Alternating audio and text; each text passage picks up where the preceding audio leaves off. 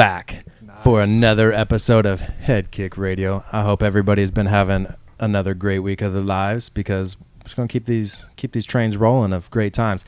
On this episode, have one of my best friends who is a purple belt underneath Scott Landis in Oklahoma, who his lineage is he's a black belt underneath Ceaser Gracie. And I just want you guys to know that this dude is one of the first dudes who really showed me what jiu-jitsu could do if he wanted to end my life, just rolling around in a garage. Everybody, this is my friend, Tanner Bowring. Nice to meet you. that was we should just do a formal handshake. Like we don't need to do a handshake. That was a little overstated. No, dude, you deserve a great intro. Yeah, just normal dude, does a little jiu-jitsu on the side. Can you hear me? Yep, you got talking to that thing, buddy. Get used to this dude. Yeah, it's weird. Like I had Adam on and Gabe, and I had to keep pointing at him while they were doing it. So like, it's tough. Like it's still tough for me to remember to. Were Gabe and Adam together? I did Adam, and then and we met up with Gabe later, and then we did one together because, we're just chilling. So I was like, I got Gabe's the mics. like the perfect guy to do a podcast with. Yeah, and the thing is with Gabe's, like his episode got cut a little short, but you could tell he had a lot to say. He had a long day at work, and he was, some of those days you're just kind of worn out, and he wanted to say a lot more and get more of his point across, and I interrupted him more than enough times that I don't think that he got his point across. But like, we had a great time. It was just, us three buddies all just chilling like we used to back in the day when we'd come to your places. We name dropped you on Adams, I believe. We were talking about like how when he would come back from basic training and stuff, we were, partying with you. Like right. We're just what the crew would do. And old school. Yeah. So yeah. Do you miss those days when we used to just oh my gosh, run around and be hooligans? No, I don't know, man. I liked those days were great, man. We had a great time. But as far as like going back and I don't know about reliving them either. Like still doing it to this day. there's no way, dude. We were pretty hardcore back in the day. Yeah, dude, you can't. It's hard to keep that up. But no, dude, we had a lot of fun. We had like some of the greatest, probably the greatest times ever.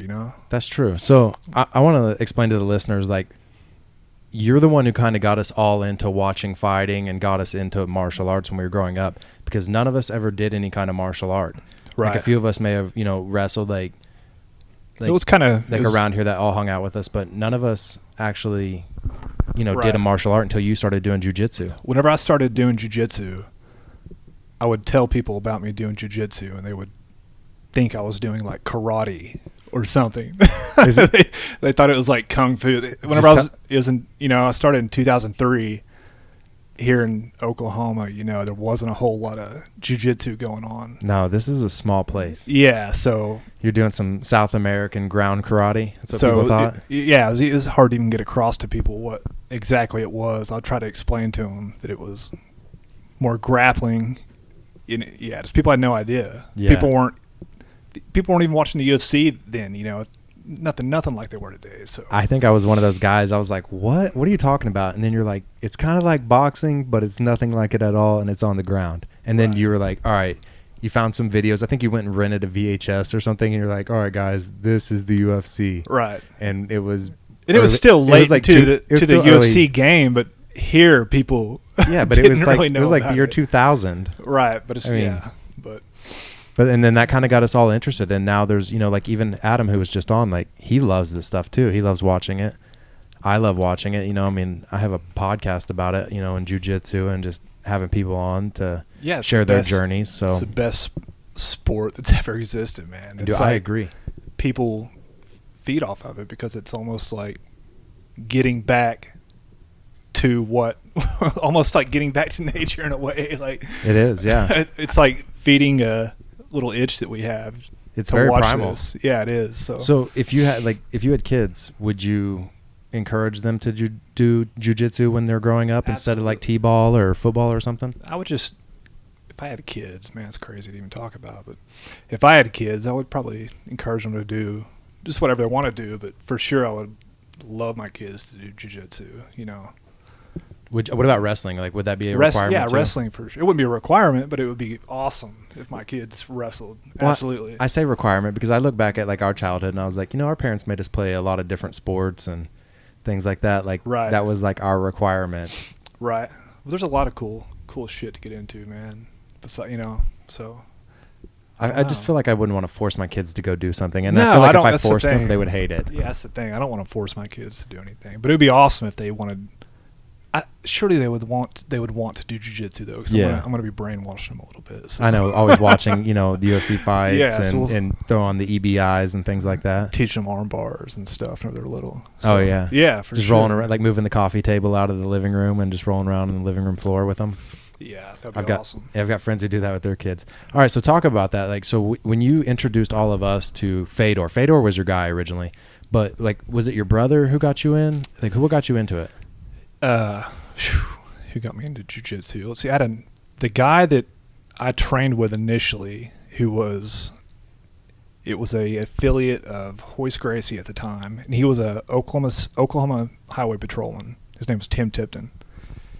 And my uncle, who was an Oklahoma City firefighter, trained with him. And he's the one we were having Thanksgiving one year, and he's like, "Come back here, come to the back room. I got to show you some stuff I've been learning." We had no idea what he was talking about. And we get in the back room, and he tells us to lay on our backs. And we're like, "What the hell is this dude about? What's he trying to show us?" We lay down. He gets full mount, and he shows us a key lock, and it blew our mind. We were like, because it was so simple to do. It's something you never thought about. Me and my brother, we're constantly wrestling and fighting. So it just blew us away. Just a simple key lock, and that's kind of what got it started. My uncle's the one that kind of got us started in jiu-jitsu. And me and my brother, we both just fell in love with it from the beginning, man. It's been a part of me ever since. And so from there, did you go to do it before you watched like the UFC, or like what came first? we were actually we've been watching the UFC since, I would say, like 97, 98. Somewhere around there. So I was about to say it's definitely before me, and I think mine was around 2001.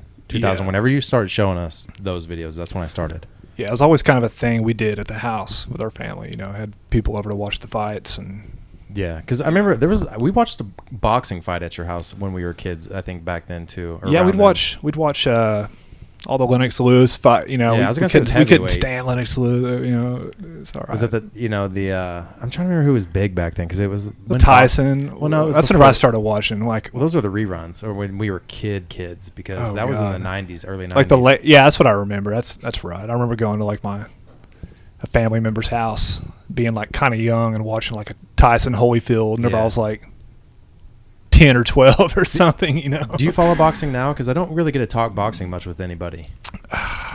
Man, I've kind of turned into like a casual boxing fan. A casual boxing fan? Yeah, I don't watch all the fights, and I'm getting so deep into it now.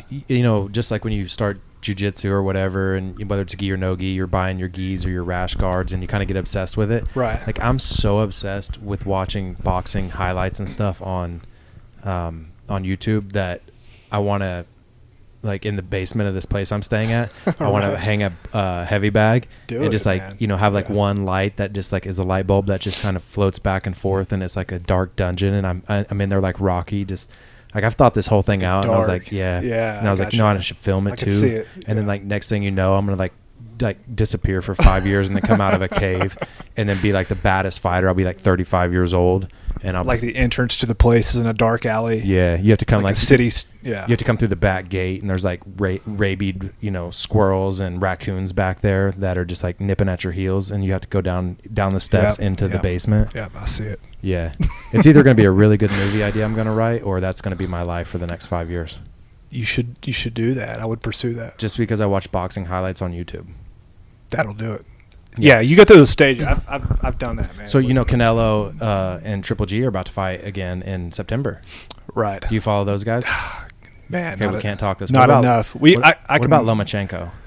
Yeah, I've watched a little bit of. Well, he's on ESPN, bro. You better. Dude, I don't. Yeah. Call me. I'll give you passwords. Let's go. I'm really, like, as far as sports go, it's God, it's so hard for me to keep up with all of it. But it's hard for me to keep up with the UFC alone. You know what I mean? Yeah. Well, now that there's one like every weekend, dude, it's too much, man. It's too much to keep up with.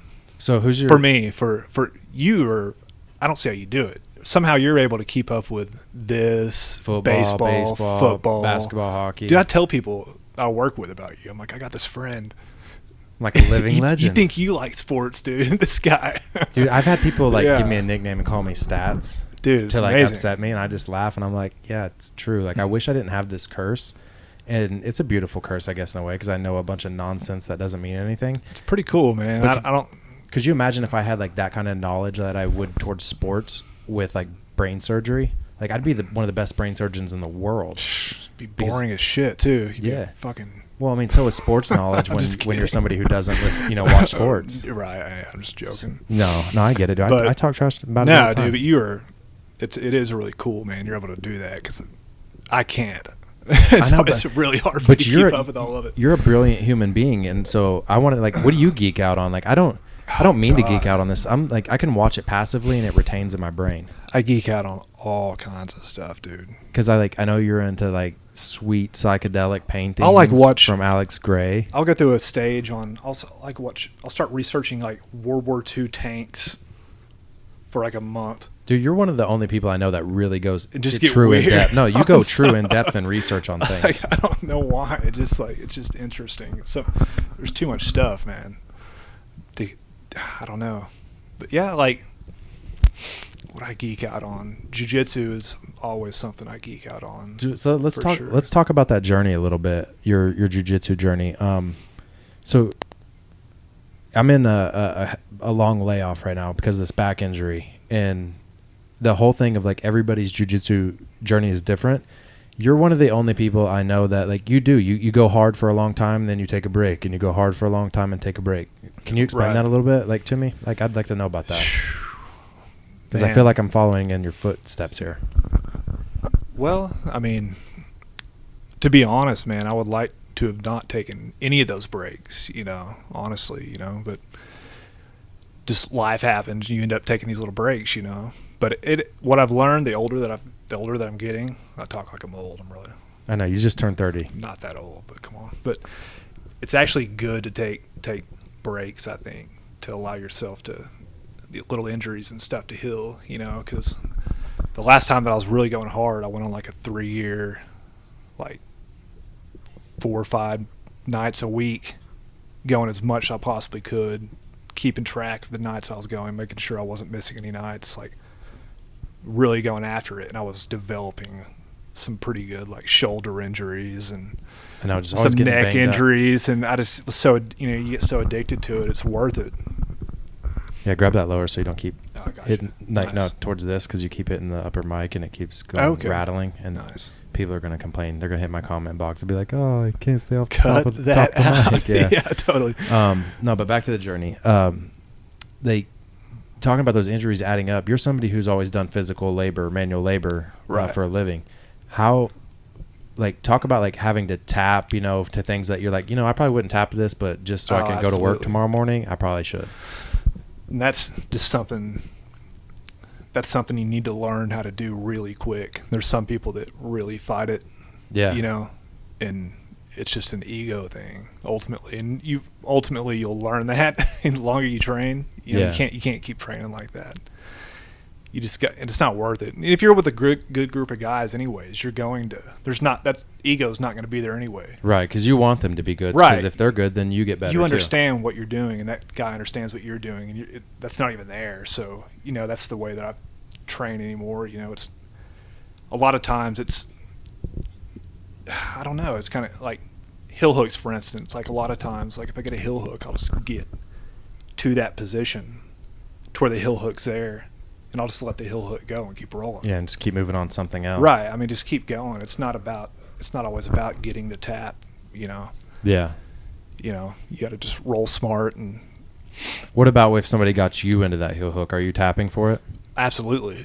Like, I mean, because how you let it go. And with a heel hook, I would. Yeah. There's certain stuff you fight. If it's a choke or... I mean, do you let them... I guess my question should be more specific. Do you let them put a little bit of pressure on it? Or do you just like, okay, you got the grip. It looks good. it feels tight. It just depends on who you're rolling with. You know who you're rolling. You know who you're rolling your with. trust if level. I'm rolling with a white belt or a blue belt or even a 275-pound purple belt, somebody that's just huge. It just depends on who you're rolling with, and just tap, dude. Just tap. Yeah. But it's not worth it. So just have fun. Keep rolling. Yeah. So you've been doing this a while. Like, what is your what's your dream of it? Do you want to do this for your whole life, or you going to stop at like 50, 60? No, when do you think you'll stop? I would like to figure out a way to train to be able to train from now on. That's what I'm trying to figure out the longer that I train. Mm-hmm. It's like, how can I keep on doing this whenever I'm 75? Yeah. Do you feel like tricky. Each year you like grow exponentially?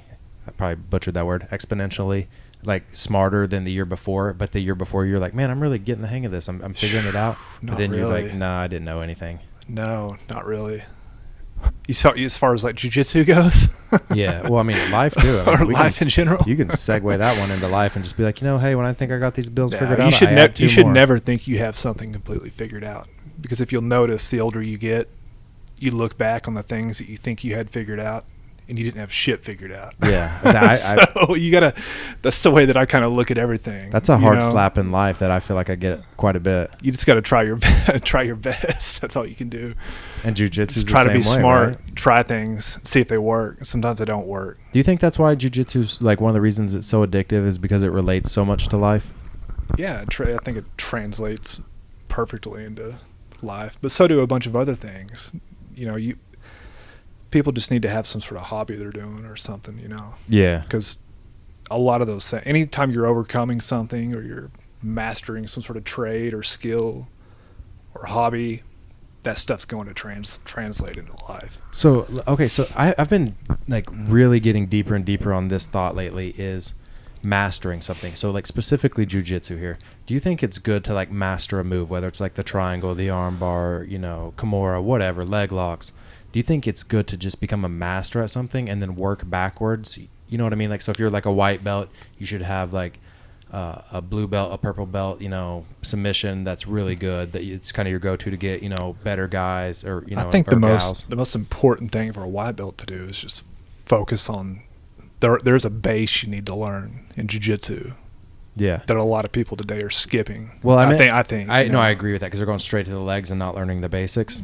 I agree with that. But I meant like even when you're a blue belt and you're a purple belt, like do you try to get like that black belt move? You can only, in order to have like that black belt move, you have to focus on that move for a long time. Right, but like so if you'll notice a lot of people that are really, really high level jiu-jitsu guys, a lot of their finishes they got like their move. Yeah, they got like something that they have mastered. Marcelo's choking dudes. So that was my question. So just like when you go to a trade, like, I was in the union as a plumber pipe fitter. You're in the union as an elevator technician. I don't know what your official title is. Yeah. Was that close? Perfect. Yeah. So, but you're becoming a master, supposedly, after all these years of just focusing on working on elevators.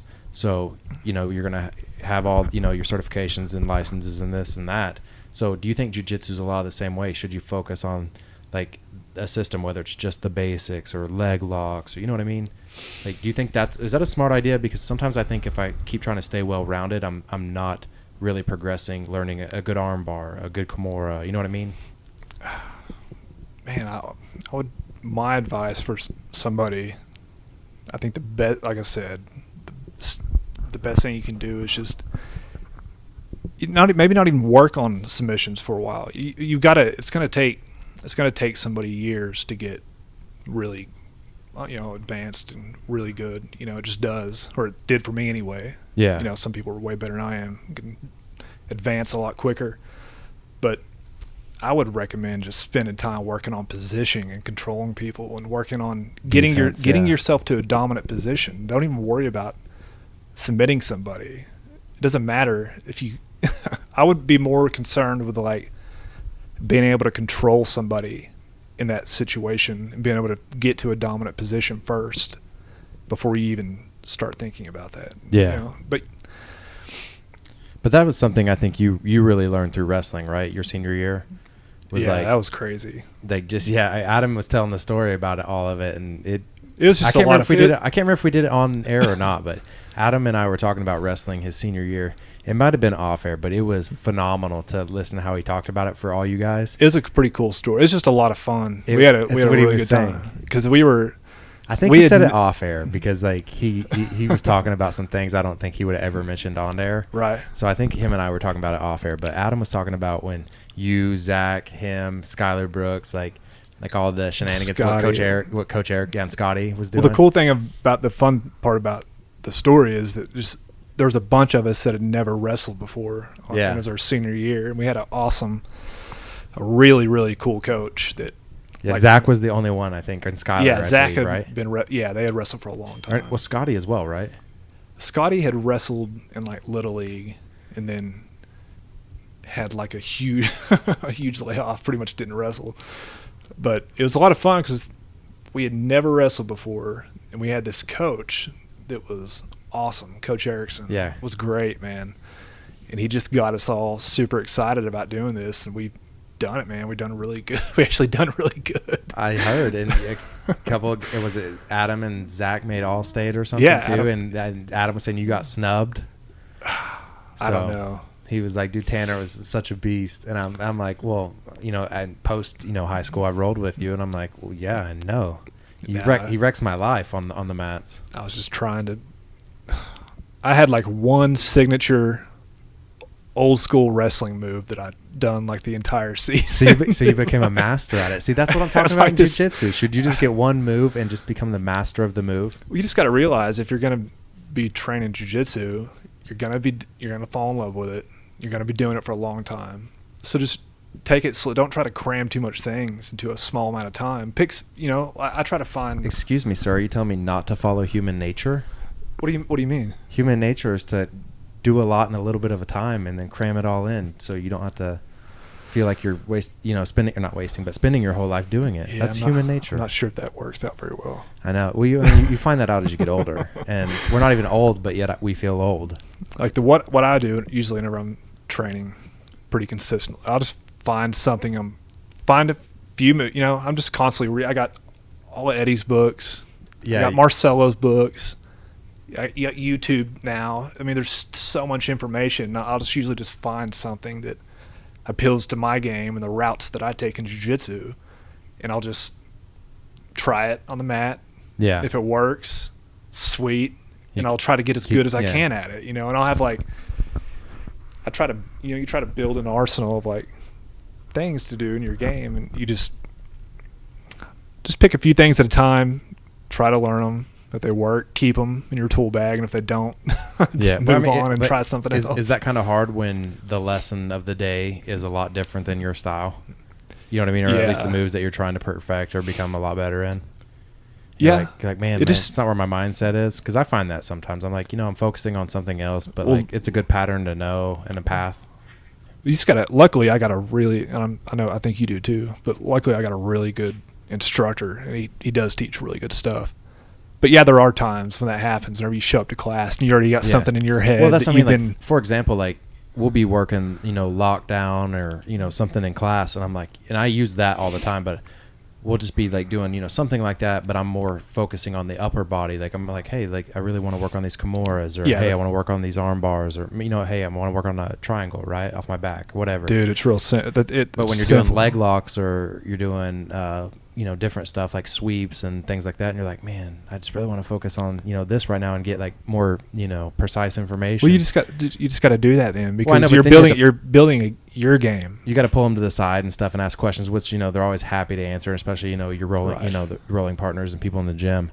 But I always feel bad for that, because I feel like that's one of those things that people pay good money to learn that stuff. Like I hate asking, even though they're my friends and we're all in the gym together, I even hate asking them for free.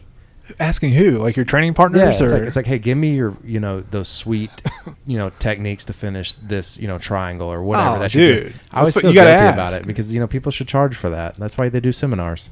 Well, not if you're not in the business and making money off jiu-jitsu. Well, if you're just in the role, man, like I'm happy to tell people. I know, but I feel as like much as I possibly can. If there's somebody that isn't, that's like, you ever get schooled so badly by people on the mat, you're like, man, I should pay for that lesson. Like whether, like I'm joking about it, but like I feel like that sometimes. I feel like, dang, that one little, Right. link was what I was missing in my triangle or whatever it would be. Well, And that's what's cool about jiu-jitsu, though, is you do like develop. It's not all about just showing up and doing jiu-jitsu, and anybody that does jiu-jitsu knows that. You build like this brotherhood of people that you get to hang out with a few nights a week. Yeah. And it's not so people usually, typically people are really happy to show you anything they know. Oh yeah, like the little over 2 years I do it, no matter what gym I've been in, people have been very happy to show me moves. But I feel like I cheat them all the time, which, and I show, like, not that I know, moves, but like the things that, people ask me, especially, new white belts, like I'll give them the little bit of information that I have because, hey, I want them to survive. I want them to get better. I want, them to give me tough rolls and things like that so I get better. Right. And I feel like that's how most people view it, is they want to give you that information so you get better, which in return makes them better. Absolutely. But then I also... Yeah, you don't want to have people, you don't want to be a guy in a gym where you're just beating everybody in your gym. Yeah, but I also feel you want like to have people that... some of these moves and things like that are so advanced and so, like they're just game changers. You know what I mean? Like it's just that missing link in your sequence.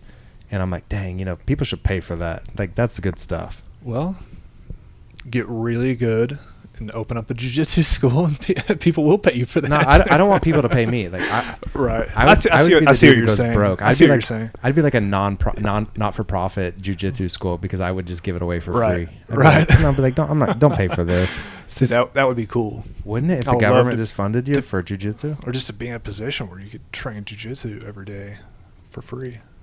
Ooh, that'd be, offer to clean the mats. I don't know, tell you if you want for free. Just be like a jiu-jitsu bum. Yeah, and sleep in the gym. Yeah, just travel around sweeping mats. People do it, man. Like they'll get houses together. There'll be like 8 of them, and they all pay like $100 in rent, and then they'll just mat the whole house and dude, it'd be awesome. Do jiu-jitsu. That would be cool. I'm definitely gonna have some mats one of these days for sure. Are you gonna do something like your brother did and put it like in the barn or? It was nice. Like that sounds terrible to the listeners, but like there's a garage, dude. Come on, I had concrete floors, bro. The fucking barn. Come on.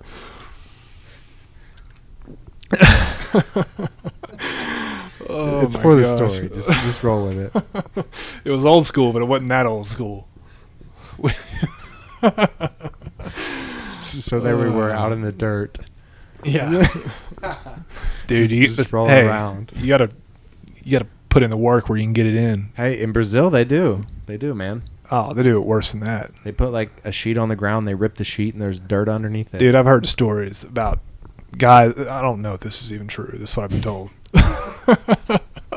About guys going. This is old school like jiu-jitsu mat talk. About guys like going to Brazil on these trips to train jiu-jitsu, and they said these dudes never. This may be true. I may be offending somebody. I don't know. It just is what it is, guys. But I guess that's your disclaimer. I guess they never wash their. From what I understand, they never wash their gis. They just hang their gis up every day after class. Everybody that usually like the students at the school, and so after a while, these gis would get so rough, dude, that like you go to like after like 2 or 3 sessions. Oh, dude, I'm talking about after like 2 to 3 months, these gis would get bad. You'd be trying to like gi choke people, and your hand would like slip off the lapel. The gis were so dirty, dude. It was just like a film of funk on it. Yeah, like you could. Yeah, so. And nobody got staph infection. So basically, what I'm getting to is training in a barn is totally fine. You're gonna be fine. I was just trying to make people think we were that redneck here in Oklahoma. I think you pulled it off. It had tin barn sides. I don't know what to tell you. It could have been a garage. It was a shop. Whatever term you want to use. It was. There's no air conditioning. Okay. Definitely homemade. But there are some gyms that don't have air conditioning. I know some people down in Texas who have talked about at least if the air conditioning was out. And we've been, up in Chicago, the air has been out before, and we've had to open both doors so a breeze would come through. But it wouldn't, be for a long period of time. Right. Dude, I think it would be cool. I think those are good days, especially when you're like just pouring out sweat. Right. I feel, not only do you feel good about it, but Yeah, I mean, except for the injuries on the mat, because that does like put pools of blood and sweat. I don't know why I said blood. It's a rough school, dude. I mean, there is pools of blood and sweat. Well, I was thinking like when you slip in it, right, tear an ACL. Yeah, you definitely don't want to be doing much stand up. Hit your head on somebody. That bad. Yeah, I think it's a good idea to train. It'd be nice to do a lot of outside training, jiu-jitsu, like on the grass. Do you think they should do like fights, MMA fights, more boxing fights out like in the outdoor football stadiums and stuff like that in the open air? That is pretty sweet. Like and Joe Rogan style, like the way I've heard him talk about that before. The football field, yeah, like training in a football stadium or having fights in like a football stadium situation. Yeah, I'm trying to remember the guy who told him, he's like, even if you did that big old field, somebody would still find the walls. Yeah, right. Yeah, you're still going to end up somewhere. You'll be backed into a corner on a humongous field. Isn't that weird, or is that just human nature? To shove buddy in, to like just alpha somebody into a corner or up against a fence. I guess it is. Yeah, I would say so. So even on a football field, they're going to find the wall, that separates the fans from the fight. Well, it's just how big it is. It's a weapon. Whenever you're in a void in a field, that is the only weapon you have is that wall that you can use as a tool to help you do stuff. That's what. Yeah. That's all it is. To corner your opponent. Right. Yeah. I don't know a way to get away from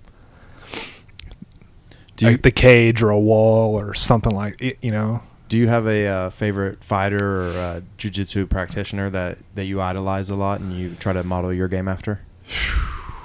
Man, I got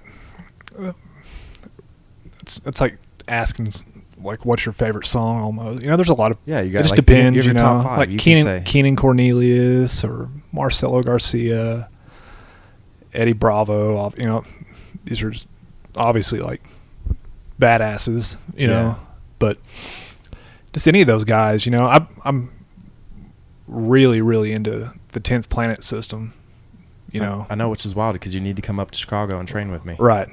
But I say that I've never trained at a 10th Planet. I'm like an underground. Well, you have like every one of Eddie's books, so you're 10th Planet, and you've had them since we were in high school. So yeah, that's at least been 11 years, 12 years. Yeah. So your 10th Planet Jiu-Jitsu is probably more on par than like a lot of the blue belts and lower. It's just it just works, man. Like as far as because you go to the gym and implement it. Yeah, I saw you doing mission control one day when I rolled with you down here. It's just the best half guard there is, in my opinion. It just takes your half guard and puts you on offense instead of on defense. You're actually attacking that guy. Yeah, and they know it because people hate whenever you get them in the lockdown. Oh, they do. Especially if you're out of school. Yeah, when you're not at a 10th Planet school, people get offended. Oh my gosh, people. But the school I train at, they're really cool, and even my instructor, like he encourages you to try your own game and build your own game, and he's gotten really good at getting out of my lockdown. Actually, dude, Scott is really good. Scott's legit. Scott's really legit. His choke game is incredible. He really, I think has looked at a lot of Marcelo Garcia type chokes, and they're so effective, dude. Dude, he got me in a guillotine when I had my own hand in there. I was like, oh, I'm safe. He like choked me with my own hand. You got to protect your neck around that guy. He will choke you. I thought I was. I was like, oh, I'm okay, until I wasn't really quickly. I was like, oh, right. I'm not okay. And that's what's awesome about training with him is your choke defense like gets amazing, dude. He's so good at it. Yeah. And he's so heavy on him that you get to where it's really, really difficult for somebody to get their arms around your neck. Yeah. So he's been doing it a while. Like I've known Scott for a really long time. Whenever I first was training, like 2004, 3, 4, 5. Because he was talking about doing it like when you couldn't find an instructor anywhere, like you'd have to travel. Right. Yeah, he would travel a lot, and he trained at that Ceaser Gracie Academy. He would come in there and train because he's an Oklahoma City firefighter as well. And he's actually the wellness instructor for Oklahoma City Fire Department. That's pretty cool. Yeah, it's really cool. He's like super knowledgeable guy whenever it comes to health and wellness and stuff like that. But yeah, then he ended up just opening up his own school. The first school that he opened was called the Fighter Factory, and he went from there to getting hooked up with Ceaser Gracie and opening up this academy that he has now, and he's got some good fighters that have come out of there. And yeah, so blast out his gym. So if anybody in the Oklahoma area is listening, is interested, high velocity jiu-jitsu martial arts out of Tuttle, Oklahoma, man. Scott Landis, he's legit good. There's some animals in there. Oh yeah, some good guys. Is your cousin still going? My nephew Jordan. Nephew. Okay, yeah. Sorry. No, he's kind of off and on in there too. He's gotten really kind of busy lately with work, and he's about to get married. We were just actually at his house the other night, and he proposed to his old lady. Yeah, I saw that. I saw that on Facebook actually. So I was like, you know my thoughts on it. So I'm like, good for you, buddy.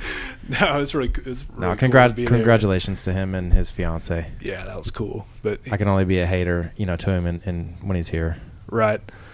But no, yeah, he's a little machine too, but he kind of trains off and on. He's explosive. Still. Yeah, he's a little athletic, really athletic dude. Did you get him into it, or what got him into it? Yeah, I would say so. He started training with me and my brother, And were you one of those people that just preached the gospel after I left? About jiu-jitsu to everybody, like, come on, you just gotta, because I do it too. Because when I see people, like, I've got my friend Kyle who was on one of the episodes. I don't know if you listened to it. He just got his blue belt like the week we did his episode, and I got him into it shortly after I got into it because I was just preaching the gospel to him. Right. And now he's preaching the gospel to other people, and how it goes. Yeah, it gets out of hand. Evangelical about jiu-jitsu whenever you do jiu-jitsu. You gotta really be aware of that though, man. I had to back because I got to where I was trying to get everybody into jiu-jitsu, Yeah. And some people just don't have any interest in doing it, man. Like, but you do get kind of preachy and trying to get everybody to do it, but I've kind of tried to be objective about that and try not to try to get the hint whenever somebody's like, nah. Yeah, like you can tell, like, yeah, I'm not buying into it. Yeah. I always feel like But I have drugged some people into school, into the classes, and they do a couple of classes and they don't come back. Oh, really? You've had people not come back? Yeah, I've drug a lot of people into jiu-jitsu. Like, finally talked them into going, and then you go choke them, and they're like, "Yeah, I'm not coming back." Yeah, I don't like this. Well, I think there's two kinds of people when it comes to jiu-jitsu. There's the people that they go because everybody goes in and gets obliterated the first day. Absolutely. So there's two kinds of people. There's people that are like, okay, I want to come back and I want to be as good as this person who just choked me. And then there's those people that just get scared and they're like, nope, I don't want to experience that ever again in my life. Right.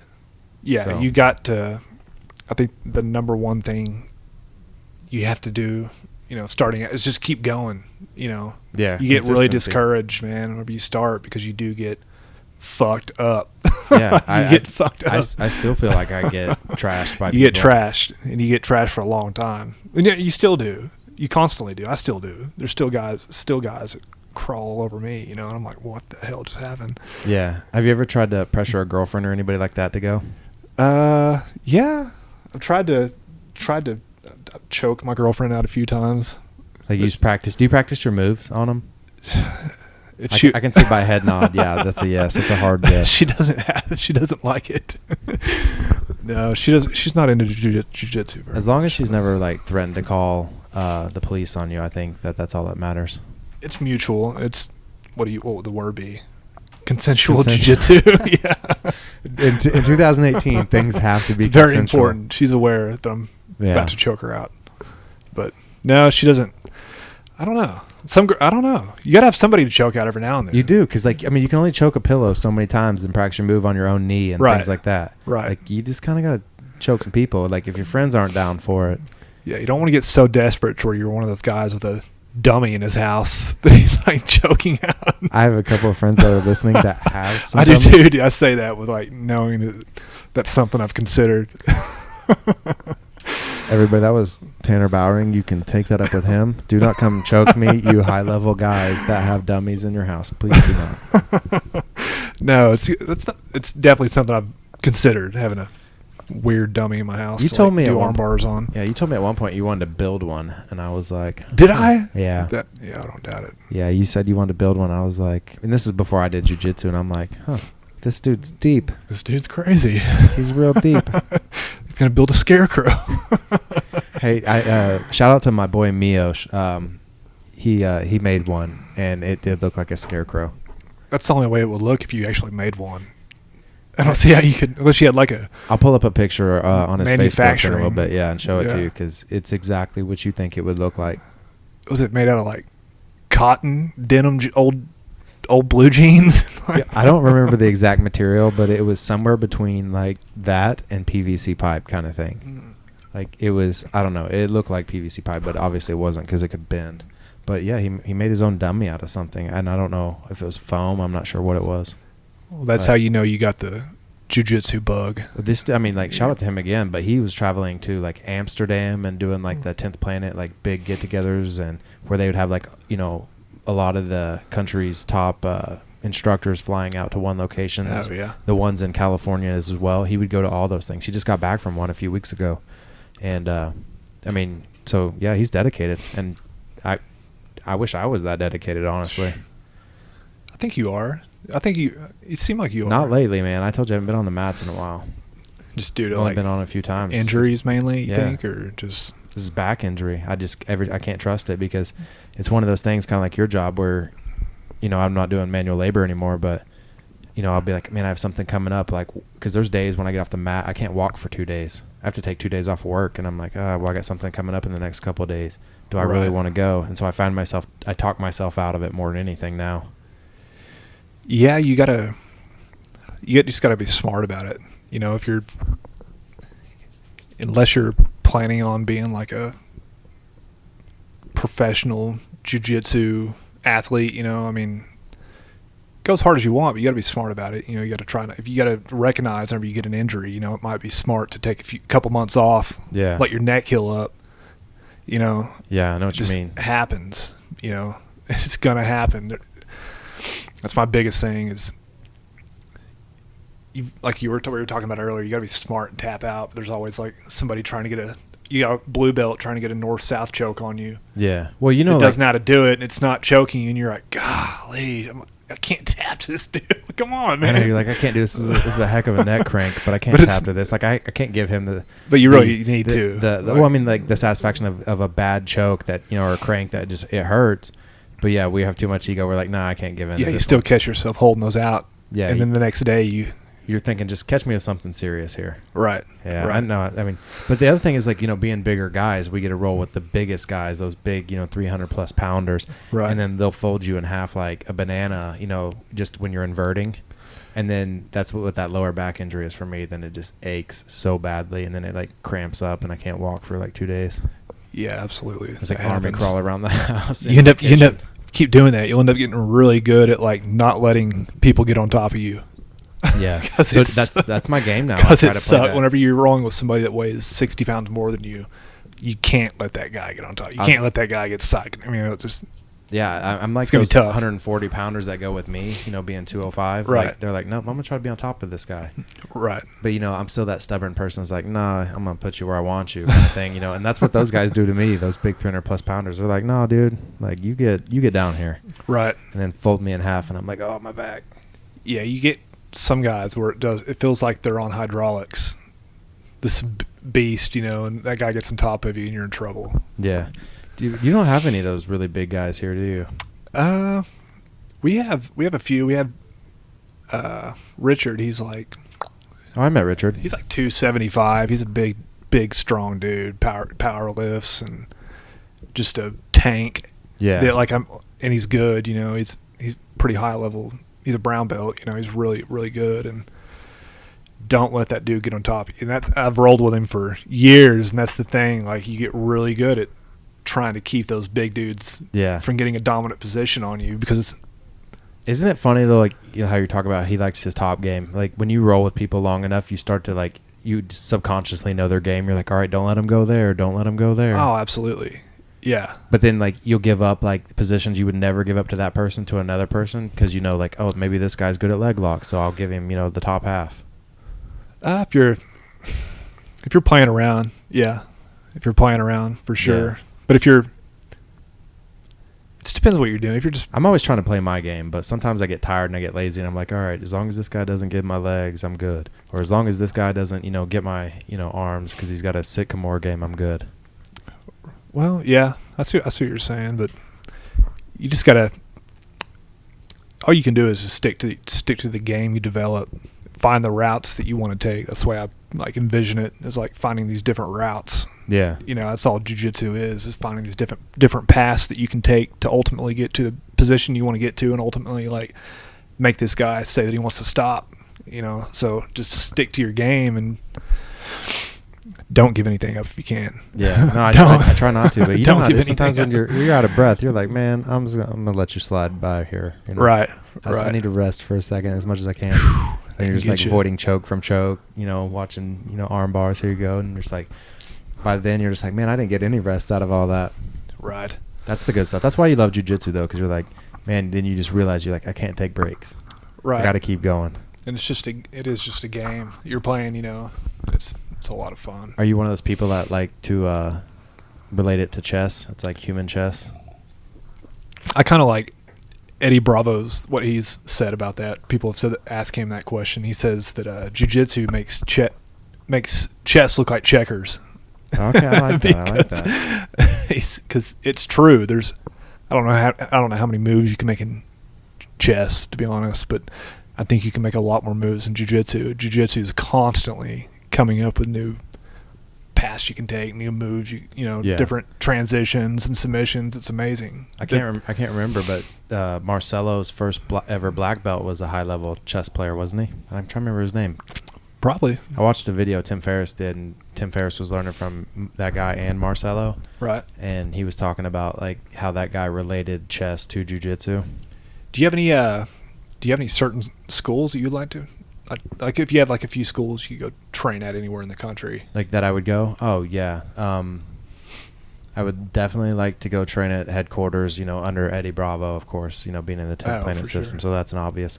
And I'm going to say a lot of things because Javier, who was on the podcast, has pretty much been to every school that I would want to go to. Right. At least in the continental United States. And I definitely would like to go train with Marcelo. He's been up there and trained at Ceaser Gracie's where Danaher and all of them are. So that's definitely one of them. My brother's really getting into Danaher right now. He just bought his, I don't remember what it's called. He's got a DVD set. He's got a couple of them out, I believe. Of his system. And my brother's really getting hooked on those legs all, which is scary because the leg lock game's huge in the 10th Planet system, so it's all pretty similar. And it should be, that's something that got neglected for years. It's the leg locks for a lot of people. Hearing Danaher tell that story on Rogan was pretty wild. He's like, when Dean Lister told me, why would you ignore 50% of the body? I don't know how he talks. I'm very fascinated because was good. Because he talks like like some people just talk like they're so sophisticated or intelligent. You're like, anytime you have a British accent, you sound at least 20 times smarter than anybody else. Yeah, and so we all listened, and everybody's like, do you think it would have had the same impact if Dean Lister would have said it like that? I mean, it had the impact obviously on Danaher, but right. I don't know. But he has some of the baddest pupils under him. He's just a really smart Gordon guy. Ryan, Nicky Ryan, Gary Tonin. I think Tom DeBlast trains a lot with him too, even though he's under Henzo. I mean, I think what you have is like a genius, like teaching jiu-jitsu. So the dude's super smart. You can tell he's just a super smart guy, man. He's figured out a system that works. I'm a huge Gordon Ryan fan. Like I like his style because Does he do the videos? Is he the one that shoots the jiu-jitsu compilation videos for YouTube that are done really well? Are you talking about Stuart Cooper? Stuart Cooper, yeah, Stuart Cooper. I believe he trains with Danaher. I'm not sure. I don't know. He travels. Videos. Yeah. He just did a really awesome 12-minute documentary on Nathan Orchard. I've trained with Nathan's came and done a seminar or he's done multiple, but one of them I was at in 10th Planet Chicago, and he's super nice, very humble guy. You would like to meet Nathan Orchard. Oh, absolutely. And the way he talks about things, he is very intelligent as well. He's one of the guys, him and Gio Martinez were when I started watching highlights, they were kind of my first two people that I idolized when I started watching. And that's kind of what led me to 10th Planet. Right. So I'm a big Nathan Orchard fan. Yeah, it's really cool that you got a 10th Planet Academy as close to you as you do. Especially under Josh. You got to come up to Chicago before I leave there one day and meet Josh, because that dude is an amazing human being, and we look identical. It's my doppelganger. doppelganger? Yeah, it's my doppelganger. Nice. don't know if I'm ready for that. Yeah, I know, but Josh is a great guy, and he just won a fight to win. Shout out to him a few weeks ago. Whenever this airs, it's probably like 5 weeks ago. Oh, really? Yeah. Nice. He won August 17th. He won the fight to win in Chicago against some guy named Cepeda, I believe, by heel hook. Really? If I remember correctly. Dude, that's awesome. So, and Josh is not a leg lock guy. He knows them, and he's really good at defense with them. But he likes to work other games. So him getting the heel hook, I'm just like, man, that just shows how well rounded he is. Dude, and for sure. He doesn't torture us with them in the gym. Right. Because Javier Palomo, who was on the podcast as well, he was kind of, our big leg lock guy, because he goes around and goes to the Danaher schools and stuff I was just telling you about, and just brings all that knowledge back. And there's some guys up in Chicago that have like the Top Rock system and stuff like that. Like, there's all these like little systems in the leg lock game all around people in Chicago. It's kind of it's a pretty good area for leg locks, I believe. I'm sure there's a lot better, and people would argue with me, but yeah, kind of changing everywhere. It's kind of a no-brainer to learn how to do leg locks. There's a whole who wants to do 50% of jiu-jitsu. Yeah, I know that Dean Lister saying is going to stick around forever. It's just a no-brainer, and you just got to be smart about it. And it's kind of, I think I've heard Eddie Bravo kind of talk about the thing. You just got to, if you start out training leg locks properly and being smart about it, you're not going to have as much injury. If you're just like when you teaching people at the beginning how to properly do teach stuff. White belts at the beginning, like just show them like, hey, what's like where everybody, for the most part, if you're not a kid, right? Most of us are maybe adults, not even let them do it until they're, I don't know. I mean, who knows? Yeah, but maybe not even let them do it until they're blue belts, but at least start showing them how to properly do it. You're gonna have injuries, but in jiu-jitsu you gotta learn leg locks. We do them, at least when I was, consistently up there at 10th Planet, like everybody's allowed to do them.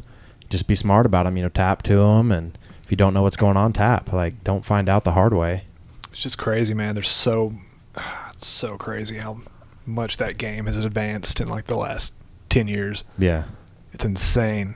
It's a whole other world, man. It's really opened up jiu-jitsu, I can say that. Oh, but yeah. It's also helped, I think, make the upper body, like people, don't just solely focus on that. So that now a lot of that's opening up. What do you think about the combat jiu-jitsu that's going on? I think that's really like highlighting that some of these leg locks actually can work in MMA.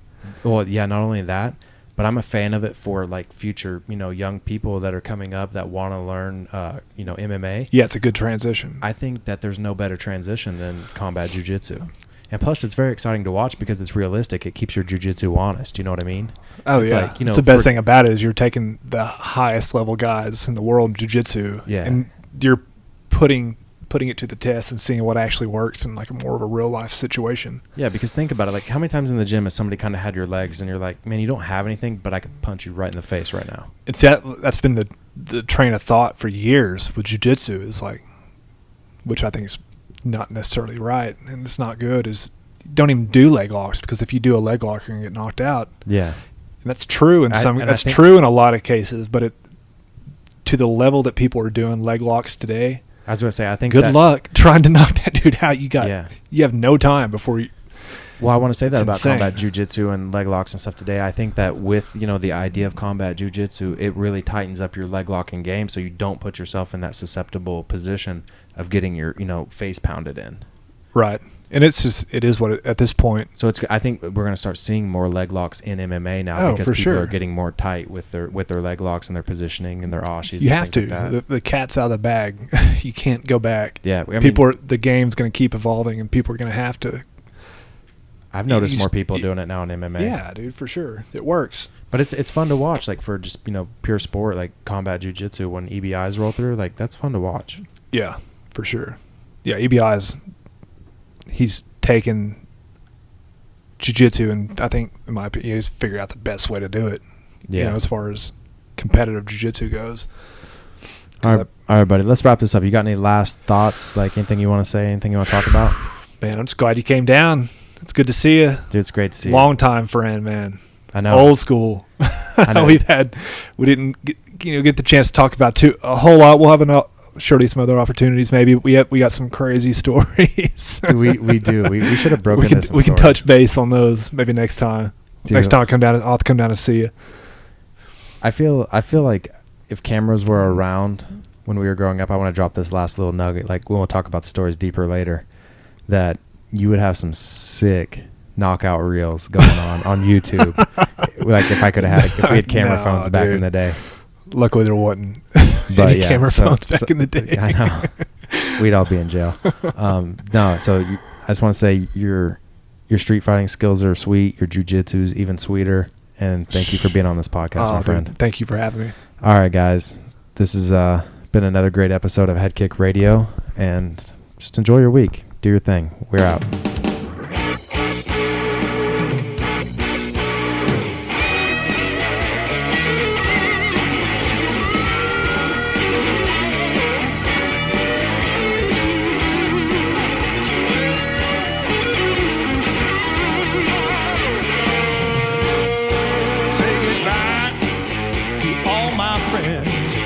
Say hello to the stars above. Let them know.